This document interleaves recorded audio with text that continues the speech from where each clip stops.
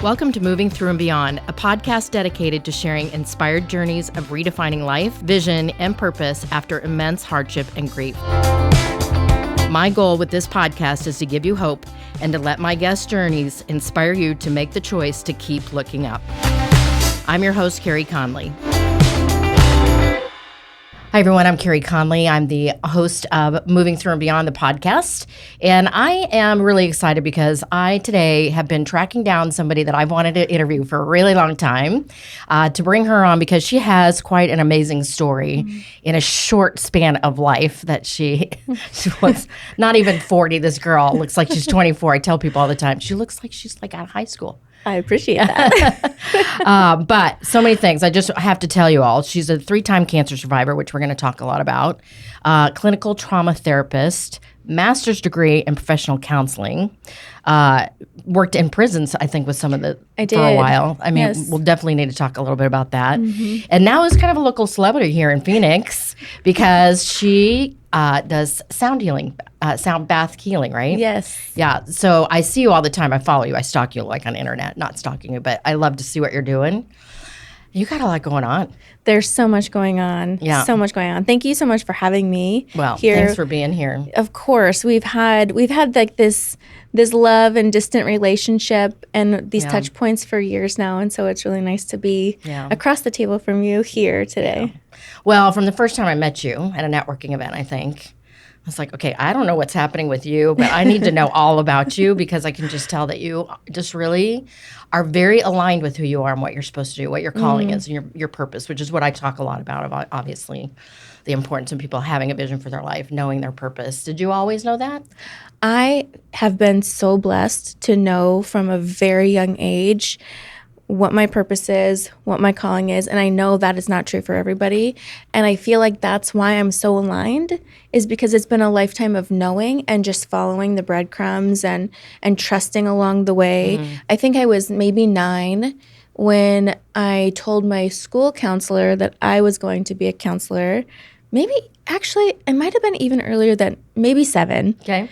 And I knew that I wanted to help people. I didn't know what that evolution was going to look like, but I knew that my mission was to be here to help people, to empathize and to see a person human to human. Right. It's interesting that you say that because a lot of people ask me how I got to the place where I am, where I teach vision to people. And they think that I started doing that after the loss of my husband and my son, right, which was like now 9 and 6 years ago. And I actually wrote my first vision when I was 28. Yes. And I wrote it because this was the late 80s, Sam. This is how much older I am than you. I was doing the 9-to-5 gig. You know, I was told to get the degree, get the job, you know, do the 9-to-5 thing. My husband did it really well, and I did not. Entrepreneur spirit at heart. Yes. But I didn't know that because nobody had ever said to me, look, you can do whatever you want to do. You just have to figure out what that is. Yes. And so I sat down one day and with a legal pad of paper wrote out very clearly what I wanted to do. And for the first time, and this won't be a surprise to you, as aligned as you are with the universe, out of the blue, for the first time I wrote that someday I wanted to be a vision and a goal setting and a leadership coach. Never had I ever thought about that before. Wow. But I think it's because I was so still that day and so quiet that God was telling me, here's where we're going. Exactly. Right. That's the beautiful part, is that I think that, and that's a life hack, is you don't have to figure it all out yourself. Right. If you sit in stillness and prayer or meditation or with whatever is your higher calling, your source, the answers will be given to you. Right. You have to be open to hearing and surrender your plan. And that's my word this year. Surrender? Yes. Oh, good luck. I have it in a big plaque in my bathroom right now. It's a hard one. It's very hard. Because then you'll be given everything you don't want to surrender so that you can learn the lesson of surrender. So true. It's a tough one. Yeah. Young and so wise. Thank you. I know you've been through a lot in your life. And I've shared with you that I really have a heart for young adults right now. So because they're all going through adversity. And I think because of how our world is now, especially the past 3 years, it's just been 10x'd with a lot of stuff they're dealing with. So tell me a little bit about your story. Gosh, where do we even begin, right? So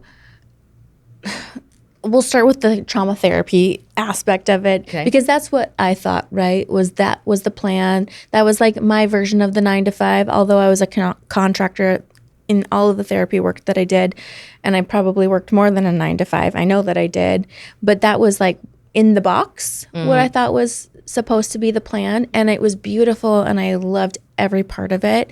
And it taught me everything that I needed to know to be able to do the work that I'm doing now in an unlimited, really beautiful way, without borders and limitations or a board telling me how I need to serve, or progress notes and documenting verbatim what people say. That's not really, it's very calculated. Yeah. And so I left the behavioral health field and went on to a nonprofit for a couple of years, and then did executive coaching. And I still do executive coaching. I call it conscious leadership. And so it's, bringing the top leaders into a conscious space, not just business wise, but energetically open, so that we can hear the vision and the path, and then be able to have that trickle down effect. So it's all about the ripple. And then during a little bit before COVID is when I started to bring in the energetics and the executive coaching. And then during COVID is really when it blew up. And then, as you were saying, I'm a local celebrity. That's funny, but thank you. It's true. My son would agree with you. But it was during COVID where sound healing really started to develop, and people weren't recognizing me for my coaching, but they're like, "You're Sam, the sound healer." And it was such a blessing, because it was a healing method and modality that you don't have to use the words to articulate where you're at and get healing from it. And there's so much power. I think as humans, we're just so limited by the words that we speak. We are energy. We are light. There's more to us than the words that we can put together in a short period of time to try and get a point across. Or try to, you've been through your fair share of traumas too, trying to explain to somebody, here's the map of my trauma, help me understand it, when you don't understand it yourself. And so sound healing is a really beautiful way to almost shake that out of the body and find yourself in a true healing space. And so that's where I'm at today. We did a lot of skipping ahead, but it's a great big picture. But it's interesting to me how you started out with one thought. And, this is why people, I think, get so tripped up with writing their vision, is because they think, okay, if I write this, what if something changes? And obviously it did for me, as it did for you. One of my favorite quotes, Sammy, is by Andy Stanley. It's write your vision in pen and your path in pencil. Ooh, I love that. Yeah. And it resonated with me because for me, vision means your purpose, your calling. I believe we were all born with one thing uniquely that we're sent here to do. I just think so many people get so buried in having to go and do that they stop really listening to what they're really supposed to be. Oh, yes. And it's out of all these adversities that you and I and other people have been through where you really start stepping all into that. Like you're stepping all into this sound healing now. I've watched you. You've opened your own, I don't want to call it facility, or a center here, the portal, right? Yes. Yeah. I see you doing all over. I see you traveling the world doing sound healings, which is really cool. It's amazing. And for me now, like I mentioned to you before we went on air here, that I'm really feeling called to really help young adults. And I think it's been a journey to get there. Right. And to your point, like the purpose and the path are not married. Right. They're very different. The path can go a million different ways. And I've been talking to my clients about this lately, is that when you feel like you're going off on a tangent, really you're just building and growing branches that are the support system for somebody else's purpose, to help give them shade or nurturing or support for that. It's not that you're off path, you're building something for somebody else. Our purpose is not for ourselves.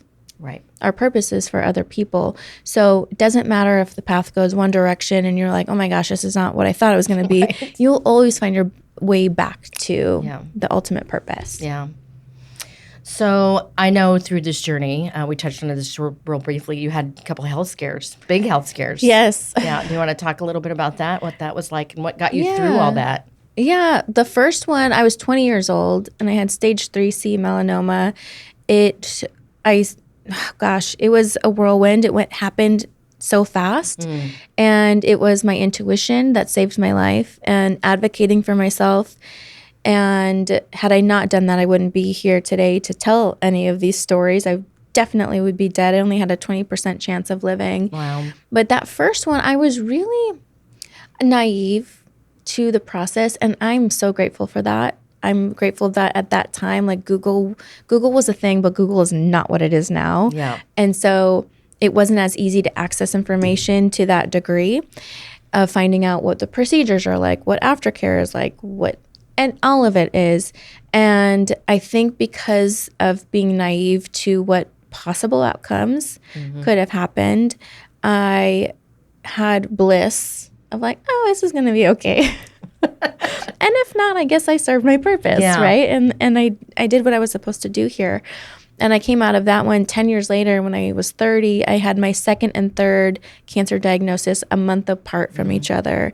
So that one hit me pretty heavy. I was a mom of 2 stepchildren and my son. I was married at the time, and I had a lot to lose. And so I knew the process at this point, so I wasn't going in blind.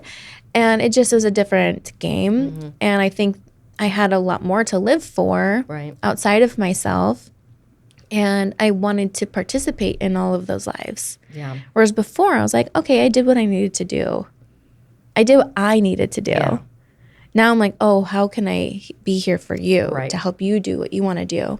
And I've never said it out loud that way, but that's probably what got me through those 2 other diagnoses. Yep. I totally get it. Yeah. More than you know. Yeah, I feel that weight, right? Yeah. Yeah. Because now it's all about being here for my daughter, my grandkids. Right. It's beyond me, like you. Yeah. I'm good. If I get called up tomorrow, yeah. But it's really about how can I now be a source of light and guidance to their purpose. Yeah. That's the bigger thing. That gave me chills. Yeah. Yeah.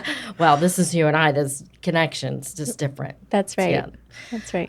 So it was all about, so did you have support during that time? Did you have people helping you? Or were you just really? When I was younger, so when I was 20, I was estranged from my family, but I had a really amazing support system through athletics. I was on the swim and dive team for U of A. And so a lot of my team members and other athletes in the department were surrounding me and helping me and praying for me. I had people across the country praying for me I'd never met before. They'd never seen my face. Wow. And I believe in the power of that too. If collectively coming together and sending healing vibration to somebody through words, through thought, that it has huge impact. And so I had a different kind of support, and it was really amazing. And then the second and third time around, I was married, and then I was connected back with my family a little bit. So there was different kind of support. Neither was better than the other, but very different experiences. Yeah. I just think it's so important that we talk about that, because right now, I don't know if you know this, you probably do statistically, the generation that feels the most isolated and the most alone are young adults. Yeah. And to me, that shocked me when I saw that, because you would think it would be my age group. I'm 61. And you would think that people like me who are, single, widowed, whatever, there is that element. But because I look back in my 20s, Sam, and we had such a big community of people around us, and that's just not the case now. Right. And I think that's really scary. It is. So there's these pockets of community, but I don't know how much engagement there is. There's social media, right, and we know what engagement looks like there, but it's the human-to-human connection, right, that we're losing a little bit. And we talked right before we were recording of the importance of community, right, and how to feel involved in something. And it really always comes back, in any kind of situation, always comes back to what's the bigger picture. And if you can step outside of yourself, then there's more meaning and purpose, right? We as humans get really internal, and then the world revolves around us, and then everything is a catastrophe. And if you're in that internal tornado, it's a really difficult way to find your way out. But if you're surrounded by community, whatever that might look like for you, there's other people who are like, oh, I'm feeling that too. Literally, that can be the saving grace for somebody. So true. It truly can be of like, I feel you. Because when we isolate, when we get in our head, like you were talking about, we start thinking, okay, this is just me. Something's wrong with me. Right. I'm reading a really good book right now that you probably are aware of. It's called What Happened to You. It's by Oprah. And I love it. yeah, it's like one of the best books I've ever read.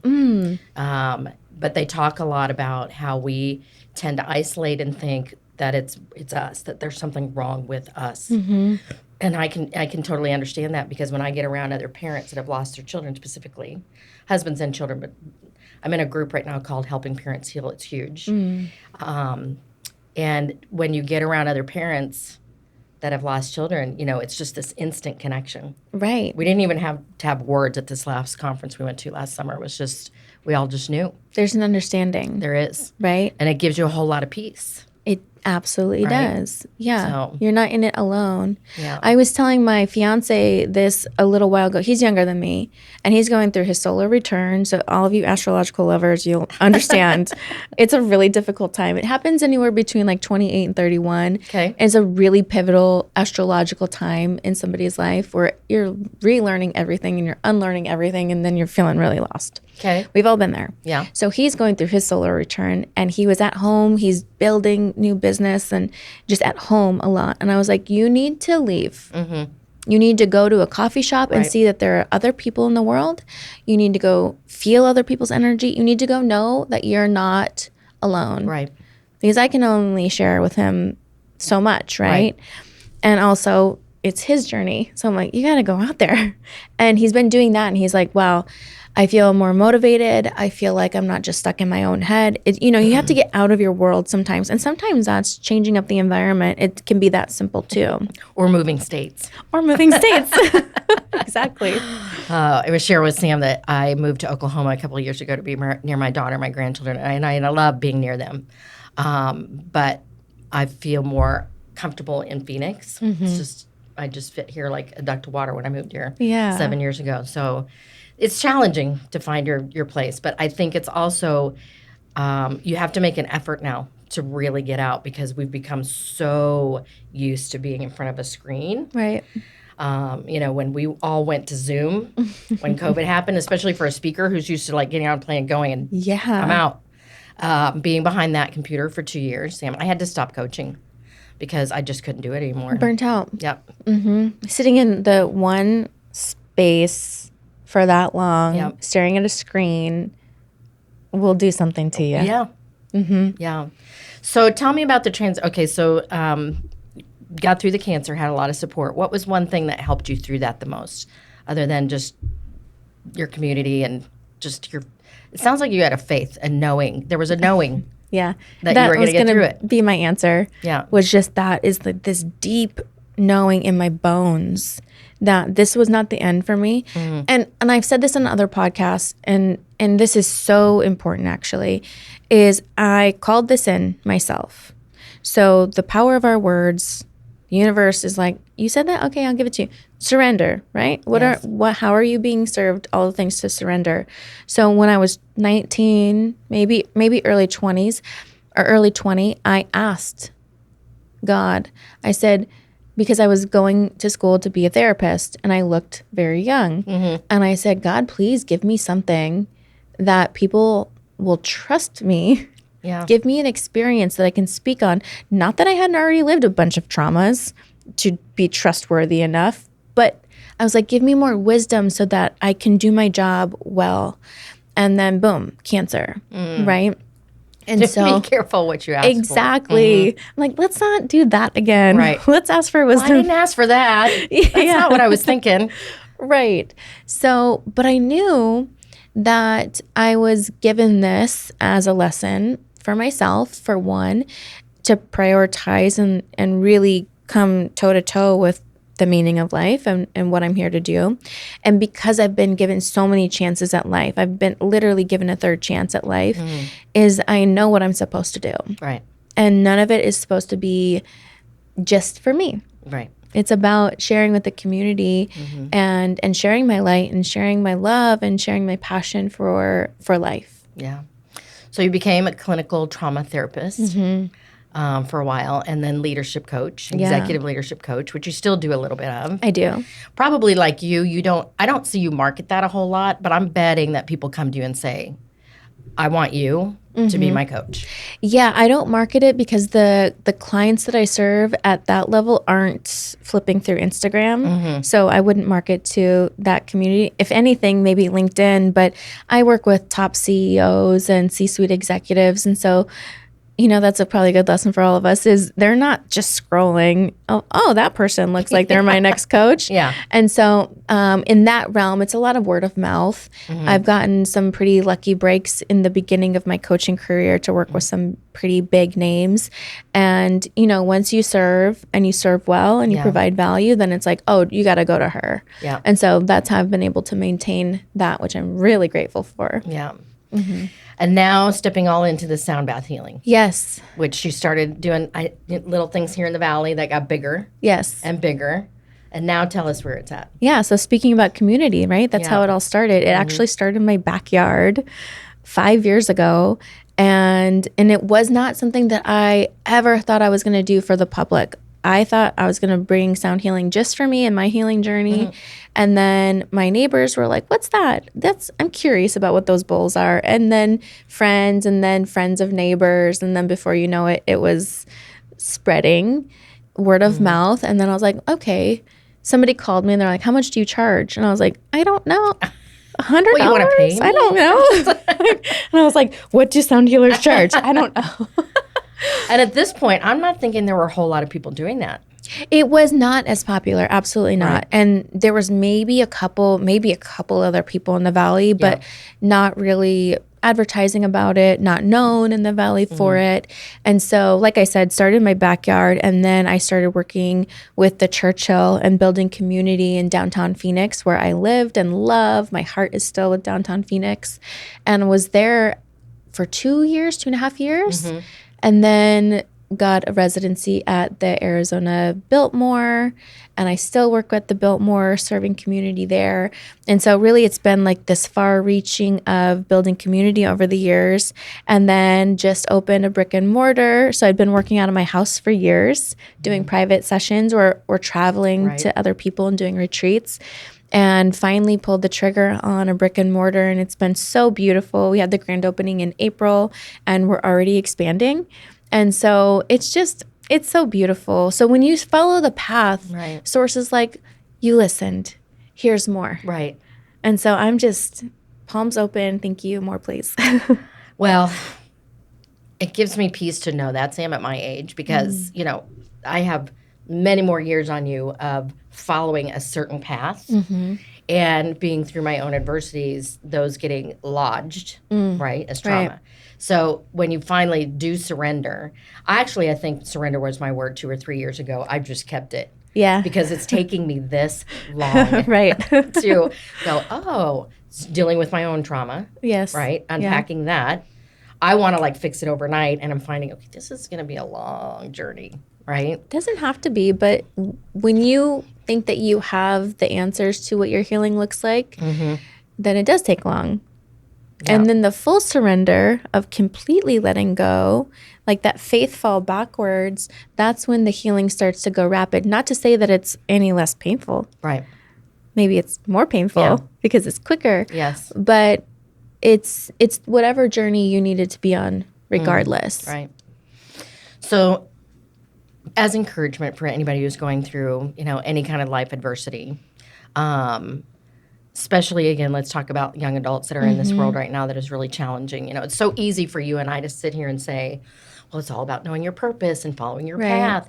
And so many of them, when I talk to them, Sam, they have no clue who they are and what they're supposed to do. Nobody ever asked them that question in school. I'm hoping that is going to start changing. I do too. There are organizations that are building curriculum around that for the schools. It's going to take some time, of course. But there's so many of them that follow the path. Get the degree, get the job, 6 months out into the job.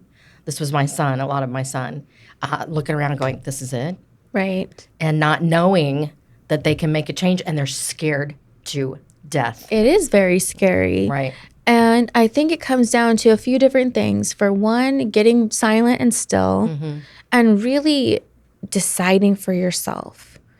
And also, there's a lot of unlearning, right? So Yeah. we're put in systems that train us to think very linear. And that's just not how life is. And then you learn the hard way that life isn't linear. Right. And then you feel lost. And then you're like, oh my God, I don't have a path and I don't know who I am and I don't know my purpose. Well, when you can look at it as it's all serving you. So this isn't happening to me. This is happening for me. Yeah. Right. And then getting really, really quiet with yourself. And a lot of people have a very difficult time doing that because it's scary. But what it really, truly comes down to is trusting yourself. And so you have to get rid of all of the things and all of the reasons why you don't trust yourself. Maybe that's people, maybe that's environments, maybe that's jobs who tell you you're not that. Yeah. I'm going to tell you who you are. Right. And then you play along for a while until you're like, wait a second, this is not who I am. Yeah. I did that when I was younger. When I was a therapist, I would come home and I would cry. When I was serving a particular population of people, I would cry because I'm like, I cannot be myself in this environment and it's sucking my soul. I know that this is sort of the work that I want to do, but I can't show up fully as myself. Right. And so it's trusting yourself and showing up fully, audaciously as that person. And your way, you will find your way. Yeah. Yeah, I've started talking to a lot of them because I just really want to figure out what they need, how I could maybe help build a community for them. And it really is interesting to me how, again, isolated they feel, how afraid they are to make any changes away from what they were told to do. Yeah. And then the other thing I've noticed is a lot of fear of failing, fear, like paralyzed with fear, making any change. Yeah. Because they will say to me, well, what if I go do that and it doesn't work? You're bound to fail. Yes, That's the whole I know. point. And this is what I said to a group of high schoolers I spoke at in San Diego in April. They were all saying to me, but what if I go in that direction and it doesn't work? And then I'm stuck there. I'm like, I'm 61 years old and I'm still changing, Yeah. right? It's just I'm taking all my life experience with me and what I know to be true for me, which is I know that I'm rooted here to help other people know their vision, their purpose, right? It's okay. But they're so afraid of making the change from the failure thing. It's so perfectionism driven that makes me sad for them. I wish that we could flip the script on not winning but failing and how failing will get you closer to winning. Because that is the truth. I've failed so much. In fact, now I'm like, let me fail really quick so that I can figure out how to iterate or if that's for me or not. Right. And good, I'm learning something. Failing doesn't mean I got it wrong. Failing means that wasn't for me. You took a step. Yeah, that actually brings down the list. So say you have 15 things on your list, you try them, you fail at 14 of them. Guess what? That one thing that you didn't fail at, that's probably the thing for you. Right. But you had to go through all of the failing to figure that out. Yeah. Reductionism, I guess. Yeah. Well, again, that's why you need a community. Absolutely. Because I think it's easier. I've always operated better in a community or operating as a team. When I am doing too many things on my own, especially things that I should not be doing, Right, because yeah. it's not my zone of genius, I get super anxious and I tend to start really doubting what I'm doing and I just want to throw in the towel. But when I get around other people who say, hey, we're going to do this together and I'm going to do this part, you're going to do that part, we'll just lock arms and figure it out. That is the way. That is the way through. Right. Together. Right. So what's next for you? Gosh, there's a lot of things coming down the pipeline, which I'm really excited about. The portal, like I said, is expanding, and so that's super exciting. I'm doing facilitator trainings to help other people who are interested in sound healing kind of go down that path, see if it fits for them, see how it might be able to work into their life. And, I'm working on moving slow. I've moved so fast for so long that I really want to go slow. I have a 10-year-old son, and the time is going too fast. Girl, I'm telling you, I said this to so many people. You are going to be tomorrow standing at graduation going, what just happened? I can't even think about it. I'll start crying. Don't you start, because I'll go down super easy if you go down.